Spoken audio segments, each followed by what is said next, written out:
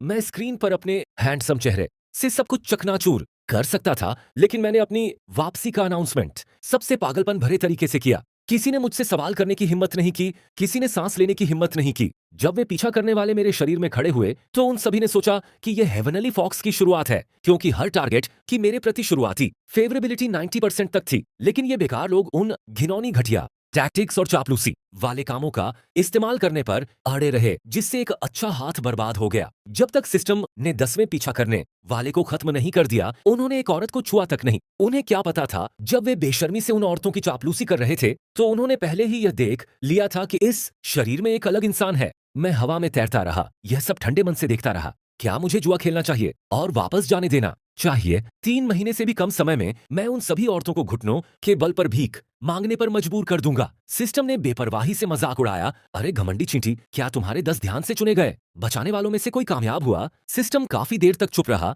फिर आखिरकार मान गया। मैं तुम्हें 48 घंटे देता हूं। अगर तुम मिशन के पहले स्टेज में फेल हो गए, तो तुम और मरोगे। उनकी हालत 10 गुना खराब है। एक सफेद रोशनी चमकी। डील। मैंने अपनी आंखें खोली। मेरे नीचे वह भद्दा गुलाबी लेस वाला बिस्तर था। मैं शीशे के पास भागा, अपना पीला चेहरा और अपनी कलाई पर बदसूरत निशान देखा, जो बो की दया का नतीजा था। मेरे अंदर घिन भर आई। मेरा शरीर इस तरह बर्बाद हो गया था। एक झटके के साथ मैंने पर्दे खींचे। तेज धूप अंदर आ गई। अब वह सब कुछ वापस लेने का समय आ गया था जो मेरा था। बटलर अभी अभी अंदर आया था। यंग मास्टर, मास्टर ने तुमसे पूछा था। कागज के सितारों से भरी एक कांच की बोतल जमीन पर गिर गई। मैंने लापरवाही से अपनी कलाई हिलाई, जिससे वह कांच के टुकड़ों और कागज के सस्ते टुकड़ों में बिखर गई। यह वही कचरा था जिसे पिछले धोखेबाज ने औरतों को जीतने की कोशिश में 1 महीने तक मोड़ा था। मैंने अपनी पलकें उठाने की भी जहमत नहीं उठाई। टूटे हुए टुकड़ों पर बिना हिले डुले सीढ़ियों से नीचे उतर रहा था। डाइनिंग रूम का माहौल बहुत बुरा था। मेरे कंजूस पिता जी जियाओ एक फाइनेंशियल रिपोर्ट में डूबे हुए थे। उन्होंने मेरी तरफ देखने की भी जहमत नहीं उठाई। ऐसा लग रहा था कि वह अपने बेटे से बहुत निराश थे, जो शहर में मजाक का पात्र बन गया था। तुम्हारे शर्मनाक काम पूरे राज्य में फैल गए हैं। आज से मॉरिस एकेडमी वापस जाने से मुझे सिर्फ शर्मिंदगी उठानी पड़ेगी। बारिश ठंडी थी। जी जियाओ ने अखबार पलटा। मैंने एक कुर्सी खींची और बैठ गया। मेरी आवाज उससे भी ज्यादा ठंडी थी। क्या तुम मुझे निकालने वाले हो? मॉरिस एकेडमी ताकतवर और अमीर लोगों के इकट्ठा होने की जगह है।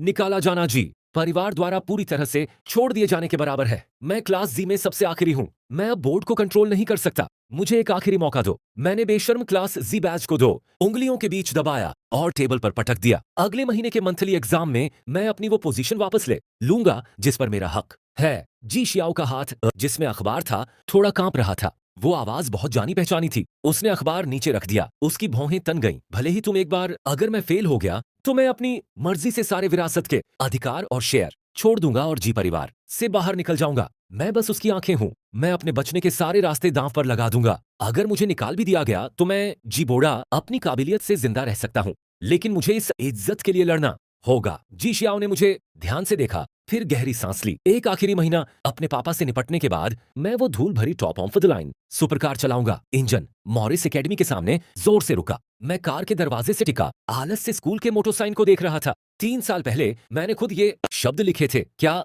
वो यंग मास्टर जी नहीं है? एक आदमी जिसका पोम्पाडोर बहुत बढ़ा चढ़ाकर था, अकड़ कर आया और उसने गुस्से में अपनी पेन की निब से मेरी पीठ पर चोट मारी। मैंने सुना है कि तुम पिछले हफ्ते लियू परिवार की दावत में घुस गए थे और मिस लियू ने तुम्हें कचरे की तरह पूल में फेंक दिया था। पूरा ड्रिंक किसे मिलेगा? मेरे चारों ओर जोरदार हंसी फूट पड़ी। मैंने यह भी सुना कि तुमने मिनिस्टर सू के पियानो को छूने की हिम्मत की थी। ओह हाँ, और तुम्हें पियानो के साथ बाहर निकाल दिया गया। हा हा हा हा। तभी मेरे दिमाग में अचानक परेशान करने वाली सिस्टम की आवाज गूंजी। पहले स्टेज का मिशन टारगेट सु किंगहान की इमोशनल उतार चढ़ाव की वैल्यू 50 तक पहुंचाना। अभी का समय 47 घंटे और 29 मिनट। सु किंगहान इस हफ्ते की सबसे कम उम्र की म्यूजिकल जीनियस सु परिवार की वारिस प्रैक्टिस रूम में घुस गई और उसे बाहर निकाल दिया गया। यही जीत तुमने चुनी? मैंने मन ही मन सिस्टम का मजाक उड़ाया। मेरे सामने हंसी और भी ज्यादा बेकाबू होती गई। क्या बकवास है? पोम्पाडोर बालों वाला आदमी मुझे पकड़ने के लिए आगे बढ़ा। अब तुम सिर्फ कचरा हो, जी परिवार का छोड़ा हुआ कचरा। एक तेज आवाज ने शोर को तोड़ दिया, जिससे आसपास मौत जैसा सन्नाटा छा गया। पोम्पाडोर वाले आदमी ने अपना चेहरा ढक लिया। उसकी आंखें लगभग बाहर निकल आई थीं। उसके गाल का एक हिस्सा साफ सूज गया था और लाल हो गया था। बहुत शोर है। मैंने आलस में ताली बजाई, जैसे कोई घिनौनी मक्खी मार रहा हो। तुमने मुझे मारने की हिम्मत की। पोम्पाडोर मुझ पर झपटा, चिल्लाया, क्या तुम्हें लगता है कि तुम अब भी 3 साल पहले वाले जीबोड़ा हो? अब तुम कचरा हो। उसने अपने दांत दिखाए मेरे कपड़े फाड़ने की कोशिश की। मैं बस आराम से किनारे हो गया और वह तुरंत अपना बैलेंस खो बैठा, मुंह के बल गिर पड़ा। देखने वाले हैरान रह गए। क्या यह अब भी वही रोने वाला, परेशान करने वाला प्यारा कुत्ता जीबोड़ा था? मैं नीचे झुका, उसका कॉलर पकड़ा और उसे ऊपर देखने पर मजबूर किया, एक डरावनी मुस्कान के साथ। सीधे उसे घूरते हुए, जो तुमने अभी कहा था उसे दोहराना चाहते हो? अचानक एक साफ ठंडी आवाज सुनाई दी। कुछ कदम दूर यू वेई अच्छी तरह से सिली हुई यूनिफॉर्म पहने हुए एक ठंडी अलग थलग आभा बिखेर रहा था, जैसे किसी अजनबी को आईना समझ लिया गया हो। टारगेट डिटेक्ट हुआ यू वेई। शुरुआती फेवर 70। यह और भी दिलचस्प होता जा रहा है। उसकी पतली उंगलियां फाइलों को पलट रही थीं। यह मेरे डिसिप्लिनरी रिकॉर्ड का मोटा ढेर था। झिझकने के बजाय मैंने 2 पेन उठाए और बेशर्मी से उसे दिलचस्पी से देखा। यू वेई ने मेरी साफ नजर महसूस कर ली। उसकी भौहें थोड़ी सी कुड़ गईं। 13वीं बार ऑर्डर बिगाड़ते हुए 5वीं बार एक हिंसक झगड़ा। उसने अपना पेन निकाला, निब डिसिप्लिनरी नोटिस पर मंडरा रही थी। उसकी आवाज सपाट थी। जीबोड़ा, स्कूल के नियमों के हिसाब से स्टूडेंट काउंसिल को तुम्हें निकालने का हक है। कितने बिना किसी भेदभाव के मिनिस्टर। डरने के बजाय मैं आगे बढ़ा। मेरी उंगलियां धीरे धीरे उसकी एकदम सही सिली हुई यूनिफॉर्म पर गोल गोल घूम रही थीं। मेरी उंगलियों ने उस जगह को छुआ जहां मैंने सालों पहले अपना किस का निशान छोड़ा था। मैंने देखा कि यू वेई की आंखें अचानक गहरी हो गईं। वह मेरा बेशर्म हाथ झटकने ही वाला था कि अचानक उसे मुंह पर ड्रैगन स्ट्रिंग्स की जानी पहचानी खुशबू आई। वह असल में स्कूल के उस बेकार बेवकूफ से उलझ गया है। कितनी अजीब बात है। ठंडा मार्बल मेरी स्कूल यूनिफॉर्म से मेरी पीठ में घुस गया। मैंने गुस्से में भौहें चढ़ाईं। वह मेरे कान के पास झुका। उसकी गर्म सांसों में गुस्सा था। अपनी जी क्लास में वापस जाओ। अगर मैंने तुम्हें फिर से कुछ गलत करते हुए पकड़ा तो मैं तुम्हें खुद मॉरिस से निकाल दूंगा। टारगेट यू वेई की फेवरेबिलिटी 80। यह घटिया सिस्टम बहुत खुश था। हालांकि मैंने अपने होंठ सिकोड़ लिए। जितनी कम पसंद हो उतना अच्छा। इसका मतलब था कि वह उन धोखेबाजों से पूरी तरह नफरत करता था। यह सिर्फ नफरत नहीं थी, ये साफ तौर पर एक गहरा, दिल से गहरा लगाव था। जब मैंने जी क्लास क्लासरूम का दरवाजा खोला तो पूरी क्लासरूम में तुरंत सन्नाटा छा गया। ऐसा लगा जैसे मेरी सुबह के शानदार काम दूर दूर तक फैल गए हों। उन नजरों में नफरत और थोड़ी पूछताछ का मिक्स था। मैंने उन्हें नजरअंदाज किया, चुपचाप कोने में अपनी धूल भरी, रिजर्व सीट की ओर चल दिया। ये कूल एक्ट क्या है? वह तो बस एक बेकार आदमी है जिसे बाहर निकाला जाने वाला है। जैसे ही मैंने उसका नाम सुना, मुझे पता चल गया कि ये जियाओ रैन है, जी क्लास का मॉनिटर, सुनहरे बालों वाला लड़का। लड़की, वह नंबर 1 सिंप जिसके आज सुबह पोम्पाडोर हेयर स्टाइल थे। क्या वह अपने क्रश के लिए खड़ी होने की जल्दी में है? मेरे कदम लड़खड़ा गए और मैं धीरे से मुड़ा। मेरी आंखों में शुरुआती हैरानी तुरंत एक ठंडी ठंडक में बदल गई। मेरी आवाज तेज नहीं थी, लेकिन वह सबके कानों में बर्फ की तरह चुभ रही थी। बहुत शोर था। मैंने देखा कि मेरी नजर से जियाओ रैन का दिल तेजी से धड़कने लगा और उसे ठंडा पसीना आ गया, लेकिन उसे फिर भी यकीन नहीं हुआ। वह मुझ जैसे घटिया इंसान से कैसे डर सकती है? उसने अपनी घबराहट छिपाने के लिए जानबूझकर अपनी आवाज ऊंची कर ली। क्या मैंने कुछ गलत कहा? पूरे दिन कुत्ते की तरह कांपते रहना। पर्दा उठ गया। दूसरों की नजरों में तुम जोकर भी नहीं हो। ओ फुस! हवा में किसी चीज के कटने की तेज आवाज ने उसके चिल्लाने को रोक दिया। सुनहरे बालों की कुछ लटें गिर गईं। उसने अकड़कर अपना सिर घुमाया और देखा कि उसके कान के पास दीवार में एक पेन गहराई में धंसा हुआ है। यह 3 इंच अंदर था, उसकी कनपटी से आधे इंच से भी कम दूरी पर। पूरी क्लासरूम में एकदम सन्नाटा था। मैं आराम से बैठ गया। हाथ में एक और पेन था। मेरे होठों पर एक हल्की सी मुस्कान थी। मेरा हाथ फिसल गया। सॉरी। मैंने देखा कि जियाओ रैन का चेहरा एकदम पीला पड़ गया। उसके पैर कमजोर हो गए और उसे नहीं कहने में बहुत समय लगा। कोई बात नहीं। क्लास में अपनी क्लासमेट को अचानक आई प्रेरणा से मैं परेशान हो गया था। इससे उसकी जान बच गई। यह एक फाइनेंस इन्वेस्टमेंट क्लास थी जिसे एक जाने माने प्रोफेसर पढ़ाते थे। जैसे ही मैंने अपना असाइनमेंट दिया, मैंने मुंह बनाया और अपने धूल भरे बैग से एक कागज निकाला। यह एक cross border merger and acquisition का एक मुश्किल सिमुलेशन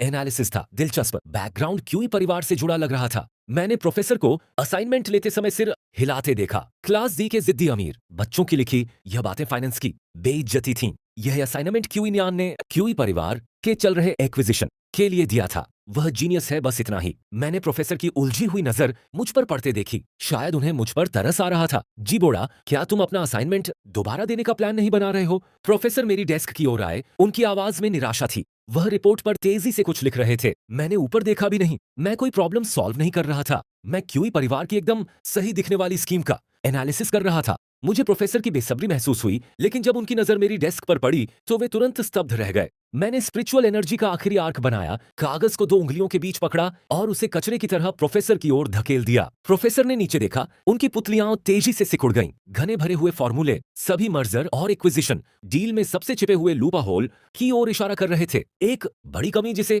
ओरिजिनल प्लान ने भी नजरअंदाज कर दिया था और मैंने घमंड से इसे लाल पेन से मंजूरी दे दी थी। Short selling, 15x leverage, 300%, net profit potential. यह होमवर्क नहीं था, यह क्यूई परिवार के खिलाफ जंग का ऐलान था। मेरे प्लान के मुताबिक क्यूई परिवार को बहुत नुकसान होगा, अगर खत्म नहीं तो।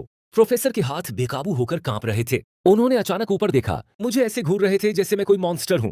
तुम ऐसा कैसे कर सकते हो? मैंने अपनी ठुड्डी एक हाथ पर टिका ली, आलस से अपनी पलकें ऊपर उठाई। कैसे? प्रोफेसर को लगा कि मेरा सॉल्यूशन गलत था। मेरे सॉल्यूशन ने एक्वायरिंग की फैमिली को कत्ल के लिए मेमनों में बदल दिया। मैंने प्रोफेसर के एक्सप्रेशन बदलते देखे। आखिर में उन्होंने एक गहरी सांस ली। उनके हाथ कांप रहे थे जब उन्होंने पेपर को करीने से मोड़ा, जैसे कोई कीमती वेस्टर्न खजाना पकड़ा हो। मैं ये रिपोर्ट खुद प्रेसिडेंट की को दूंगा। प्रेसिडेंट की किन्यानान। मैंने पूरी क्लास को शोर मचाते सुना। Student council. President power pyramid के टॉप पर खड़ी थी कि फैमिली की वारिस। मैं बस हल्के से हंस दी, अपना सिर घुमाकर खिड़की से बाहर देखा। सूरज की रोशनी एकदम सही थी, बस मेरी आंखों को बचाने के लिए काफी थी। एक शरारती अंदाज, मैं भी इस पुराने दोस्त से मिलना चाहता हूँ। स्टूडेंट काउंसिल प्रेसिडेंट का ऑफिस। ओ प्रेसिडेंट, यह क्लास सी से क्लास वाई की रिपोर्ट है। असिस्टेंट ने ध्यान से डॉक्यूमेंट्स नीचे रखे कि न्याना ने ऊपर देखा भी नहीं। उसे इस असाइनमेंट के बारे में पता नहीं था, बस उसके दिल में जो बेचैनी थी वही उसे परेशान कर रही थी। और मिनिस्ट्री ऑफ कल्चर के मिनिस्टर सू ने आज एक और पुराना पियानो तोड़ दिया।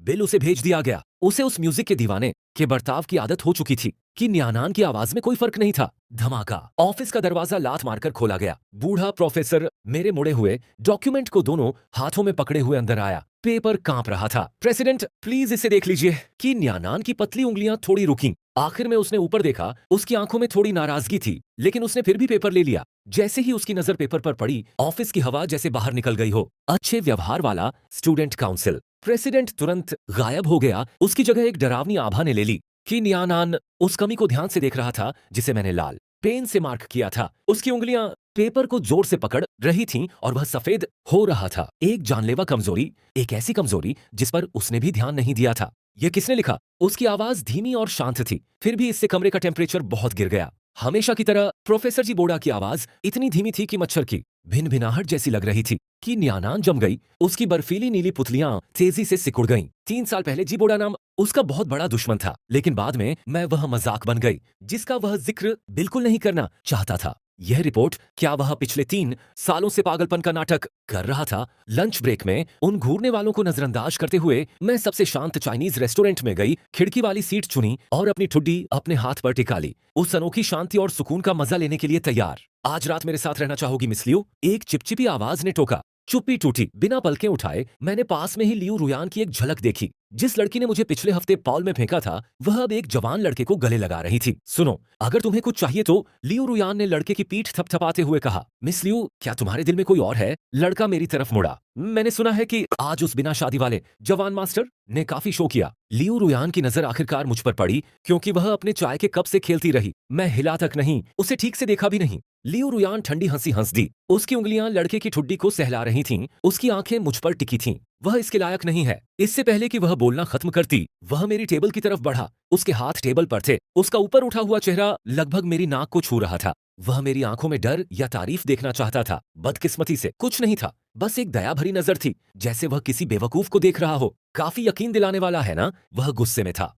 उसकी आवाज बहुत धीमी थी। तो तुम्हें लगता है कि मुश्किल से मिलने का नाटक करने से मैं तुम्हें और ज्यादा देखूंगा? वह और पास झुका। उसकी सांसें मेरे चेहरे पर गर्म थीं, जिसमें बेइज्जती थी। भले ही मैं लियू रुयान कभी शादी न करूं, मैं तुम जैसी स्लट को कभी नहीं छूंगा। रेस्टोरेंट में सन्नाटा छा गया। धीरे धीरे अपनी आंखें ऊपर उठाते हुए मैंने अपना चाय का कप नीचे रखा। उसकी तीखी नजरों से मिला। अगर मिस लियू ठीक हैं, तो प्लीज एक तरफ हट जाइए, आप लाइट रोक रही हैं। लियू रुयान का चेहरा सख्त हो गया। गुस्से में वह ठंडी हंसी, नाक सिकोड़ी और चली गई। जिस आदमी को उसने छोड़ा था, वह तेजी से उसके पीछे भागा। मिस लियू, मेरा इंतजार करो, चलो कहीं और चलते हैं। लियू रुयान ने अपना सिर भी नहीं घुमाया। नफरत थी उस गुस्से वाली पीठ को देखकर। मैंने फिर से अपनी चॉपर स्टिक उठाई और धीरे से एक घूंट लिया। मिशन पूरा हुआ। 24 घंटे और 32 मिनट मेरे दिमाग में चल रहे। काउंटडाउन ने मुझे याद दिलाया कि मैंने अभी तक उस म्यूजिक के दीवाने सुकिंगहान से निपटा नहीं है। मैंने धीरे से सूप का एक घूंट लिया। इतनी जल्दी क्या है? शिकारी अक्सर शिकार के तौर पर सामने आते हैं। आज दोपहर छोटी मछलियां मेरे लिए बच्चों का खेल थीं। 15 साल की उम्र से पहले ही मैंने मछली पकड़ने की ये टेक्निक अपनी हड्डियों में उकेर ली थी। घंटी बजी। एक स्टूडेंट काउंसिल मेंबर ने क्लास जी का दरवाजा धक्का देकर खोला और मेरे सामने अचानक रुक गया। सबको लगा कि मुझे सजा मिलने वाली है। कुछ के चेहरों पर तो घमंडी मुस्कान भी थी, लेकिन अगले ही पल सदस्य की बातों ने सभी को उनके अस्तित्व पर सवाल उठाने पर मजबूर कर दिया।